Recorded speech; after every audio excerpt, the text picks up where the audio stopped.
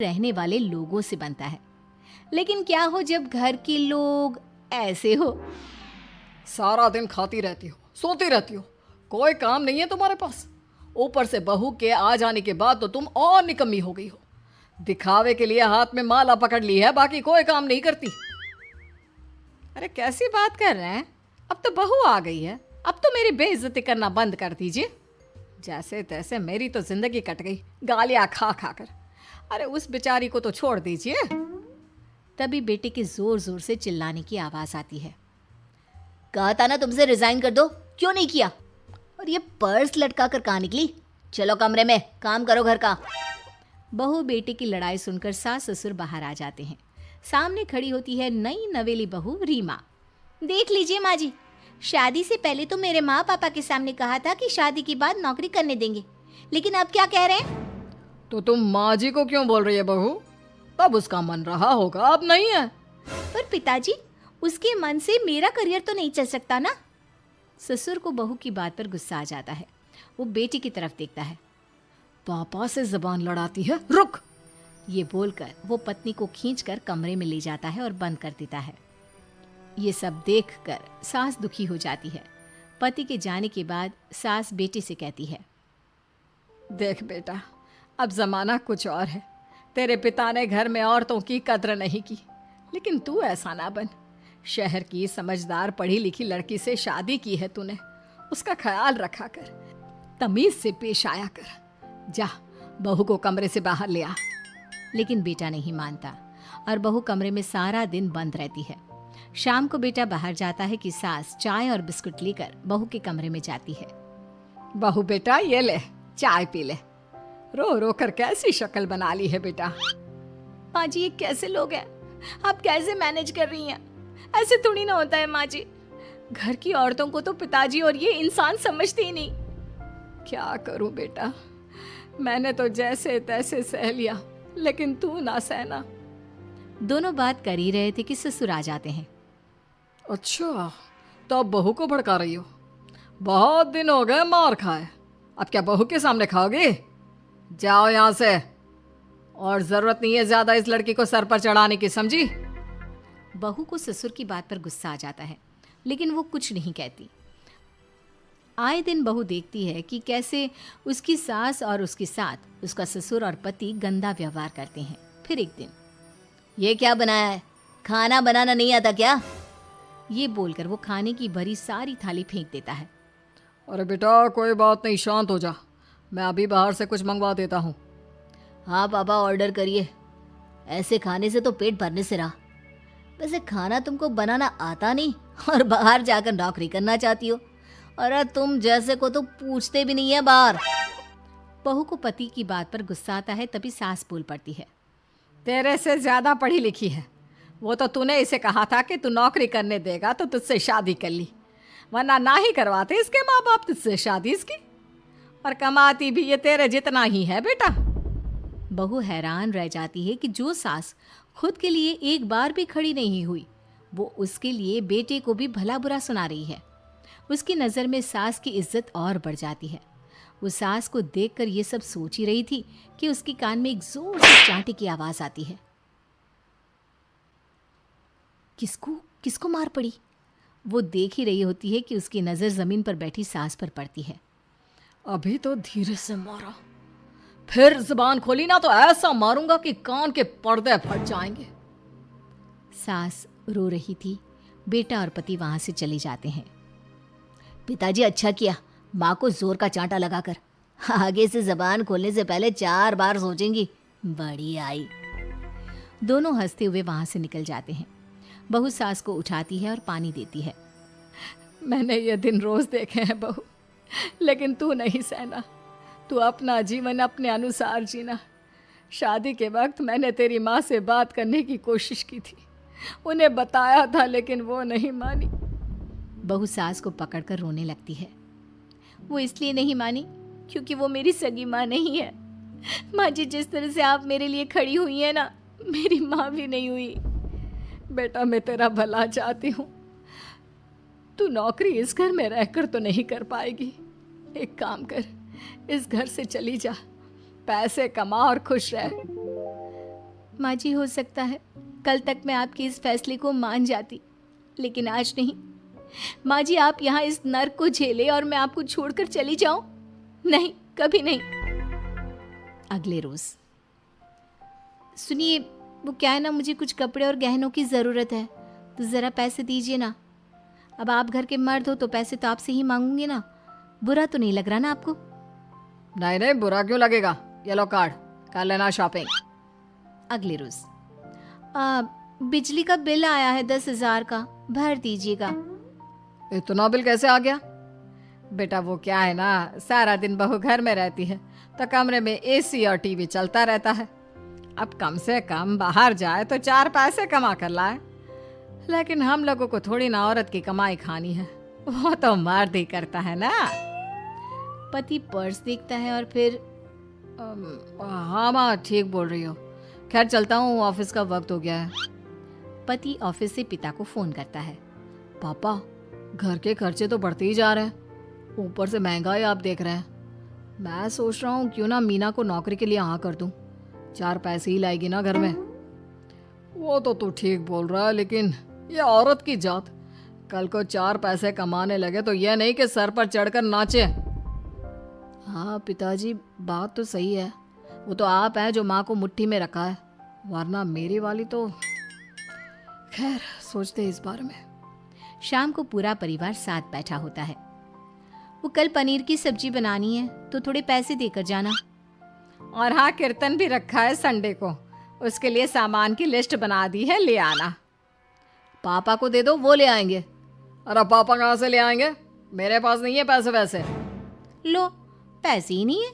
मेरे पापा की जेब तो हमेशा नोटों से भरी रहती है। बेटा, लक्ष्मी को जो पूजता है ना, उसके पास लक्ष्मी रहती है। जो घर की औरतों को मारे पीटे, वो भला कैसे लक्ष्मी का लाभ ले सकता है। वाह वाह, क्या बात है, तो जबान खुल रही है तुम्हारी। लगता है भूल गई पुरानी मार और डांट, क्या? हाँ माँ जी, शांत हो जाइए। मैं नहीं देख सकती आपको मार खाता, और फिर हो सकता है कि मैं आपको बचाने आऊँ तो ये भी मुझे मारे। ठीक है बहू, मैं कुछ नहीं कहती, तू ये लिस्ट बस दे दे, मैं चलिए आराम करने। फिर अगले रोज, सुनिए जी, वो मायके जाना है। वो क्या है ना, शादी के बाद से गई नहीं, तो ट्रेन की टिकट बुक करवा देना। तो मैं भी तो साथ जाऊंगा ना तुम्हारे। तो ठीक है, फिर फ्लाइट की ही टिकट करवा दीजिए। वो क्या है ना, अच्छा थोड़ी ना लगता है आप पहली बार मेरे साथ जा रहे हो और हम ट्रेन से चले, ठीक है ना?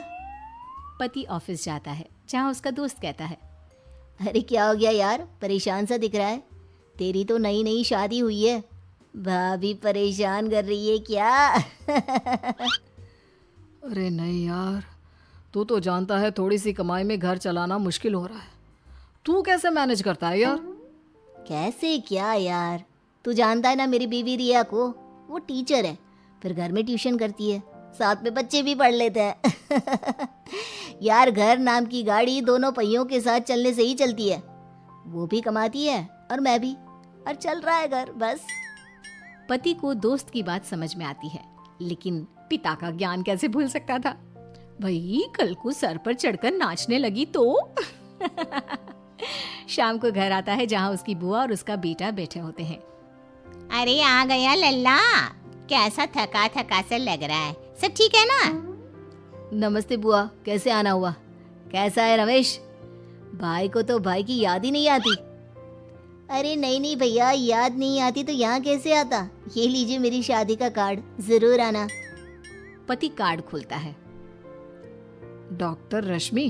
अरे वाह, तेरी होने वाली बीवी डॉक्टर है। और क्या भैया, आपकी बीवी इंजीनियर तो मेरी डॉक्टर। तभी वहाँ सास आ जाती है। अरे जब घर में ही बिठाना है बेचारी को, तो काहे का इंजीनियर है, तो काम वाली ही, घर का काम करती है और आराम। इतनी पढ़ी लिखी लड़की को घर पर क्यों बैठा रखा है? अरे बहू, कहीं झोला चाप डिग्री तो नहीं लेकर आई है? पत्नी की बुराई सुनकर पति को गुस्सा आता है। नहीं बुआ, यूनिवर्सिटी टॉपर है मेरी मीना, और हाँ, बड़ी कंपनी में काम भी करती है। बस शादी के बाद कुछ महीनों की छुट्टी ली थी, अगले हफ्ते से ऑफिस शुरू हो जाएगा। क्यों मीना? तभी ससुर आ जाते हैं। हाँ, लेकिन फिर घर का काम कैसे होगा, और पैसे कमाने लगेगी तो सर पर। पिता की बात पूरी नहीं हुई कि बेटा, सर पर चढ़ने का हक है उसका पापा। पत्नी है वो मेरी, यानी मेरे घर की रानी। और रानियां तो सर का ताज होती है। क्यों मीना? मीना पति की बात सुनकर शर्मा जाती है। वाह बेटा, तू सही समय में समझ गया कि औरतों की इज्जत करने वाले घर में उसकी सास का अपमान किया करते थे। वैसे तो मीना को नौकरी की इजाजत मिल गई थी, लेकिन मीना ये क्या है? खाना अभी तक नहीं बना। कब से मैं यहाँ बैठा हूँ कि नाश्ता कर लूँ। बस 2 मिनट, वो ऑफिस की एक ईमेल करनी है। तभी ससुर जी आ जाते हैं। मैं ना कहता था, जिस दिन ये फीमेल ईमेल करने लगेगी घर नहीं चलने वाला। तभी सास हाथ में नाश्ते की प्लेट ले आती है। ये लो, सभी उपमा खाओ। गर्मा गर्म स्वादिष्ट उपमा देखकर, वाह माँ जी, 2 मिनट में ये कमाल, क्या बात है। वो आता है ना रेडी टू ईट वाला पैकेट, वही बनाया है। स्वाद बता बहू कैसा है। कल तक जो बीवी पति के नाम से ही कांपती थी, बहू के आ जाने के बाद कैसे उड़ रही है, ये देखकर ससुर जी को आ जाता है गुस्सा। हाँ हाँ, पैसे तो पेड़ पर उगते हैं ना, या तेरा बाप दे जा रहा है जो बैठे बैठे पैसे खर्च कर रही है। अरे जरा शरीर चला लिया कर, वरना पता है ना जब मेरा हाथ पड़ेगा तो कैसे काम करती है तू। बहू बेटे के सामने खुद का अपमान सास बर्दाश्त नहीं कर पाती और रोती हुई कमरे में चली जाती है। क्या पापा, क्या जरूरत थी माँ से ऐसे बात करने की? सुबह से कुछ नहीं खाया है, अब जब खाना आया तो रुला दिया आपने। चलिए देखते हैं माँ कहाँ गई। मेरी जूती भी ना जाए उस पागल औरत को देखने। अरे क्या गलत कहा मैंने? बस यही ना कि भाई पैसे बचाओ। अरे कमाने बाहर निकले ना, तब पता चले कि कैसे हड्डी गल जाती है। बात तो सही कह रहे हैं पिताजी, माँ को तो बस पैसे उड़ाना आता है। अरे पर माँ ने तो सबके लिए नाश्ता ही बनाया था ना, कौन सा खुद के लिए गहने खरीदे थे। खैर, बहू समझ जाती है कि सारा मामला कमाई का ही है, क्योंकि सास कुछ करती नहीं, कुछ कमाती नहीं, तो ससुर जी उन पर हावी रहते हैं। फिर क्या था, अब थी बारी बहू की। माँ जी, दरवाजा खोलिए, देखिए मैं उपमा लेकर आई हूँ, गर्मा गर्म खा लेते हैं। सास कमरा खोल देती है। सामने खड़ी होती है बहू, हाथ में उपमा की प्लेट लेकर। बहू सास की सूजी आंख देखकर समझ जाती है कि मामला गड़बड़ है। वो बात पलटते हुए कहती है, माँ जी वो आपकी काली साड़ी पर काला ब्लाउज है ना, वो प्लीज मुझे दीजिए। मुझे कल ना काली साड़ी पहनी, लेकिन कोई ब्लाउज ही नहीं है। सास बहू की बात में अपना गम भूल जाती है। हाँ हाँ बहू, क्यों नहीं, वो तो मैंने अपने हाथों से डिजाइन किया था। चल अभी निकाल कर देती हूँ तुझे। सास बहू को ब्लाउज निकाल कर दे देती है। फिर अगले रोज, माँ जी आज तो ऑफिस में कमाल ही हो गया। पता है क्या, सारी सहेलियों ने घेर लिया, पूछ रही थी ब्लाउज कहाँ से खरीदा। मैंने भी बोल दिया मेरी सास ने सिलाया, वो भी खुद डिजाइन करके। ये तो वही बात हो गई कि झोला छाप डॉक्टर की दवाई काम कर गई। अरे बहू, ये तो बस ऐसे ही बना दिया था। लेकिन माँ जी आपको पता है, ये देखिए 2 लोगों ने तो मुझे कपड़ा भी दे दिया और नाम भी, सेम टू सेम डिजाइन का ब्लाउज बना दो, और बदले में ये 2000 रुपए। हाथ में 2000 देखकर सास की तो आंखें फटी की फटी रह जाती है। अरे बहू, ये तो कमाल ही कर दिया। ये काम तो मैं कल तेरे ऑफिस जाने से पहले ही खत्म कर दूंगी। सच्ची माँ जी, कैसे इतनी जल्दी? अरे बहू, वो बस नाप है ना, उसी के आकार का काट काट कर डिजाइन ही तो देना है। ये तो मेरे बाएं हाथ का खेल है। अगले रोज बहू ऑफिस जाती है और फिर शाम को 2 ब्लाउज ले आती है। अरे बहू, क्या बात है, लेकिन इसकी डिजाइन। बहू फोन में सास को डिजाइन दिखाती है। अरे ये तो बच्चों वाला डिजाइन है, रुक अभी थोड़ी देर में ही दे देती हूँ। सास बहू को कपड़े सिल कर देती और बहू सास को रुपए। फिर एक रोज, माँ जी ये लीजिए कपड़े, लेकिन इसकी सिलाई मैंने ज्यादा ली है। वो क्या है ना, हैवी काम है, तो मेहनत ज्यादा लगेगी ना आपको। अरे रहने देती बहू, मैंने कौन सी बुटीक खोली है। बहू को सास की बात में दम लगता है और वो कुछ सोचती हुई निकल जाती है। वो कमरे में बैठी होती है कि उसकी ससुर की जोर जोर से चिल्लाने की आवाज आती है। फिर फिजूल खर्ची। अरे तुम्हारे जैसी बेकार नाकाम काज करने वाली औरत कब पैसे की कीमत समझेगी। क्या जरूरत थी ये मशीन खरीदने की। अरे वो मैंने EMI में ली है, आपको पता है ना कपड़े सिलने का कितना शौक है मुझे। हाँ तो क्या दर्जी बनोगी? लोगों को पकड़ पकड़ कर नाप लोगी? अरे कुछ तो शर्म करो। तभी बहू आ जाती है, उसके हाथ में चाबी होती है। माँ जी, ये चाबी मैंने चौराहे में आपके लिए बुटीक खोला है। पैसा लोन से लिया है तो काम करके आप चुका देना। और हाँ माँ जी, कल उद्घाटन है तो 11 बजे दुकान में पहुँच जाना। पूजा में आपको ही बैठना है। ये सुनकर ससुर जी आग बुबला हो जाते हैं। कहीं नहीं जाएगी ये। इस घर की औरतें बाहर नहीं निकलती। तू तो इंजीनियर है इसलिए तुझे इजाजत दे दी, लेकिन ये तेरी सास 4 अक्षर नहीं आते इसको। अरे रहने दे, क्यों पैसा बर्बाद करवा रही है? सास को डांटने की आदत ससुर जी को जो लग चुकी थी। सास बहू की ओर देखती है। तो माँ जी, कल वक्त से तैयार रहना। ससुर जी, आप ही तो माँ जी को कहते थे ना उन्हें पैसे की कदर नहीं है, तो अब वो खुद ही कमाने जा रही हैं। अरे और क्या पापा, देखिए मीना ने कितना अच्छा बुटीक खुला है माँ के लिए। अरे रहने ही दो, ये कुछ नहीं कर पाएगी, गंवार कही की। ससुर की रजामंदी ना होने के बाद भी सास काम करती है, लेकिन ससुर भी ससुर होता है। एक रोज सास देर से घर आती है। कहाँ घूम रही थी? या कोई वक्त है घर आने का? घर का ठेका क्या आप मर्द लेंगे? अब लगोगी रसोई में, क्योंकि तुम्हारी बहू रानी भी नहीं आई अभी तक। पापा, आज बाहर से ही मंगवा लेते हैं। आज बहुत ज़्यादा काम था। किसी की शादी का पूरा कपड़ा सिलना था। कल उन लोगों की ट्रेन थी, खुद बैठ कर काम करवा कर गए हैं। बहू, ये पैसे हैं आज के गल्ले के, ज़रा संभाल ले। ससुर देख रहा होता है कि कैसे कल तक जिस औरत को वो बुरा भला कहकर डरा कर रखता था, वो आज उससे ज़्यादा कमा रही है। देखते हैं कितना दिन कमाती है। ससुर अब रोज़ कोई ना कोई ऐसा काम करता जिससे सास का काम बंद हो जाए। फिर एक दिन, हे भगवान, 10 बज गया, बुटीक खोलने का वक्त हो गया है, लेकिन ये मेरी साड़ी, इस पर ये क्या गिर गया? पता नहीं किसने क्या डाल दिया, अब क्या करूं?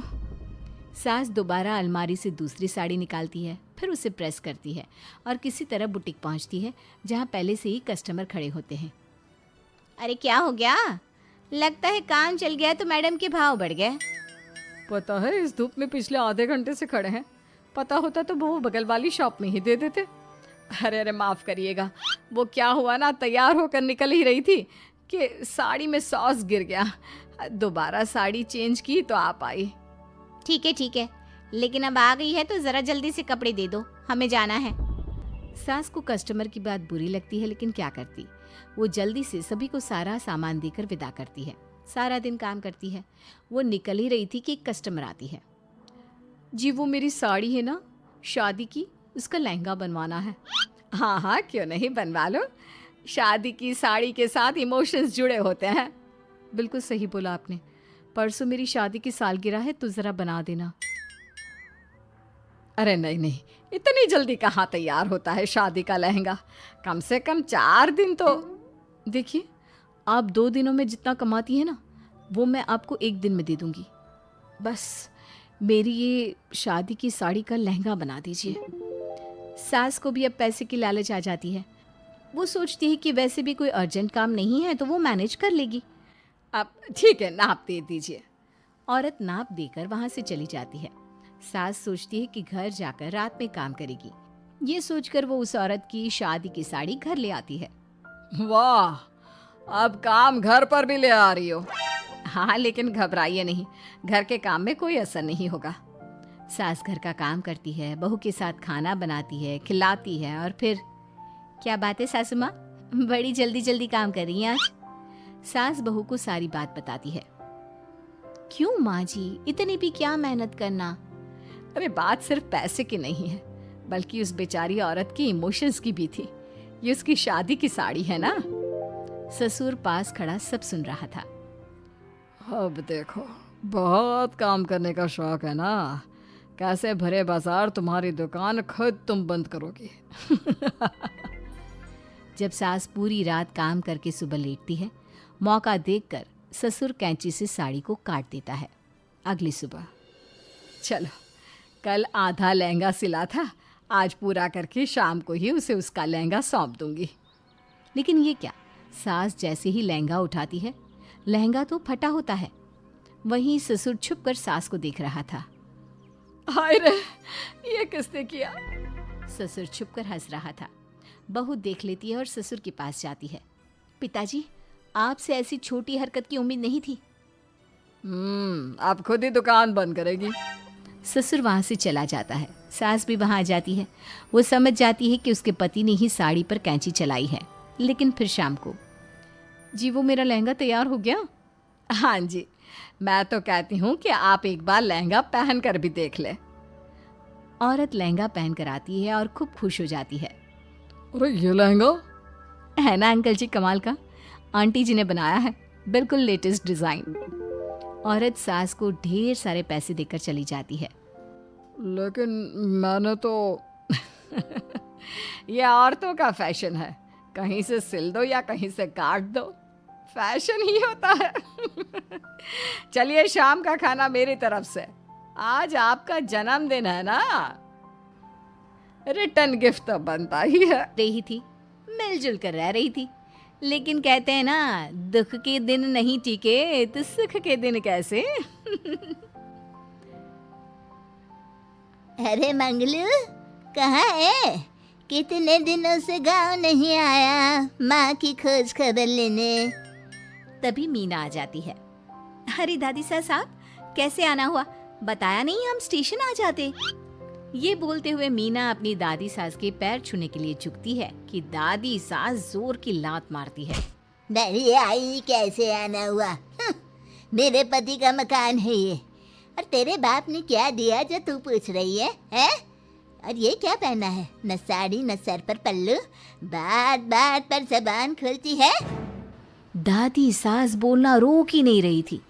मीना को गुस्सा आने ही वाला होता है कि उसकी सास आ जाती है। क्या बात है मीना, कौन चिल्ला रहा है? मैं हूँ मंगलू की दुल्हन। बहुत चपर चपर कर रही है ये मीना बहू, इसकी जुबान पर लगाम लगवा ले। मम्मी जी, मेरी बहू है, घोड़ा थोड़ी ना है जो लगाम लगवा दूं। तभी वहाँ मंगलू यानी कि मीना का ससुर आ जाता है और मीना की सास को एक जोर का तमाचा लगा देता है।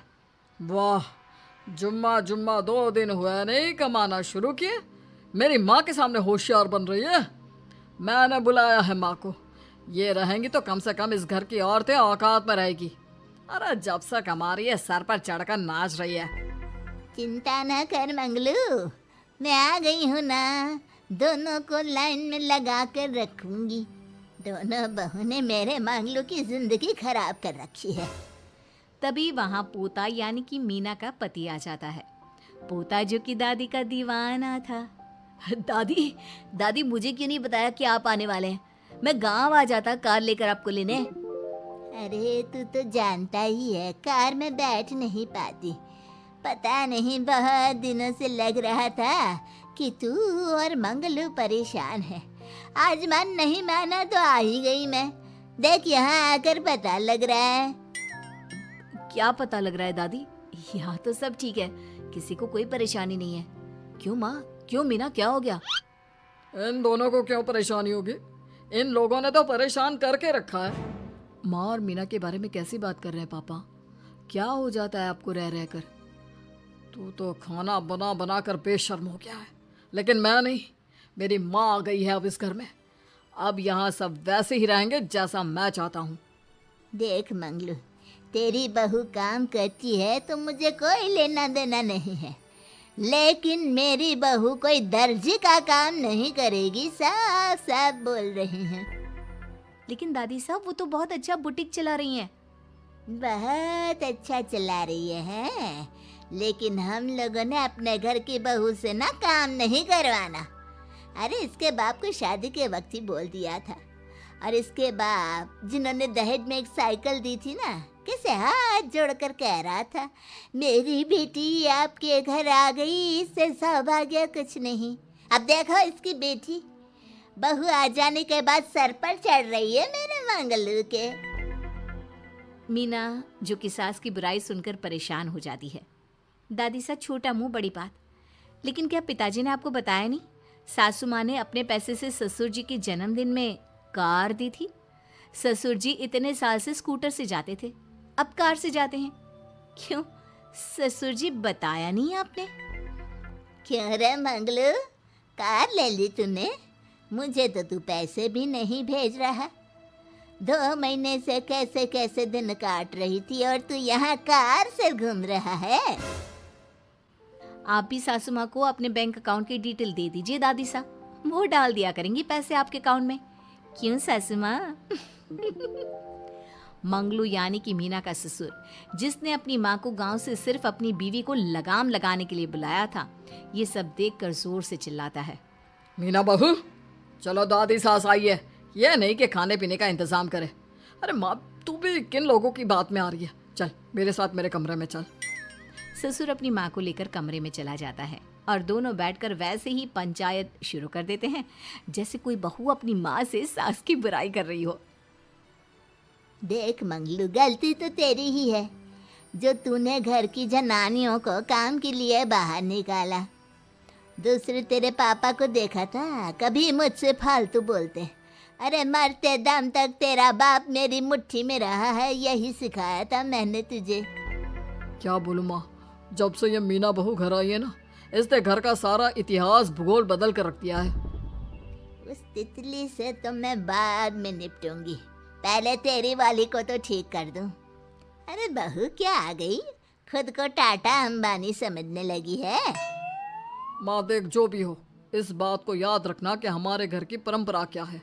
औरतों का औकात में रहना जरूरी है। अरे बहू के साथ मिलकर माँ ये बात उड़ती रहती है। बेटा देख, गलती तो तेरी भी है, क्यों तूने इसे काम करने की छूट दी?